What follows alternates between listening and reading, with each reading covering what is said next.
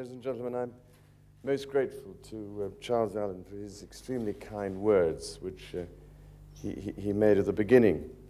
And I also wanted to say how particularly moved and enormously comforted my children and I were, and indeed still are, by the public response to Diana's death. It has been really quite remarkable and indeed in many ways overwhelming. And I think, as probably many of you will know from the experience of family loss perhaps in your own lives, it is inevitably very difficult to cope with grief at any time. But perhaps you might realize it's even harder when the whole world is watching at the same time. But obviously the public support and the warmth of that support has helped quite enormously.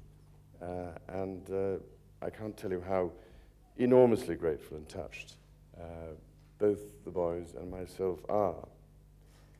Also, I'm unbelievably proud of the children, of William and Harry. They've been quite remarkable.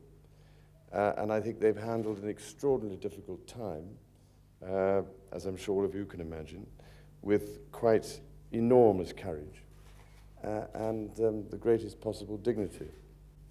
They are coping extraordinarily well, but obviously Diana's loss and death has been an enormous loss as far as they're concerned, and will always feel that loss.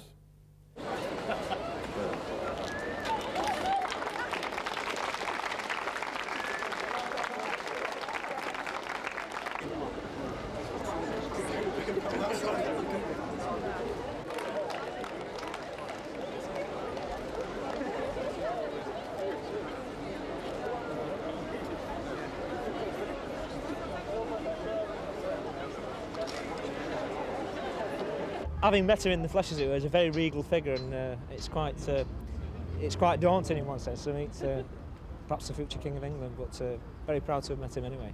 Did you offer him any messages of support? Yes, we said how sorry we was for his sad loss and to give our love to the boys. Oh, the famous one. Yeah. Are you pleased that he came out here today? Of course, yes. We shouted Charles and he just turned around and came across.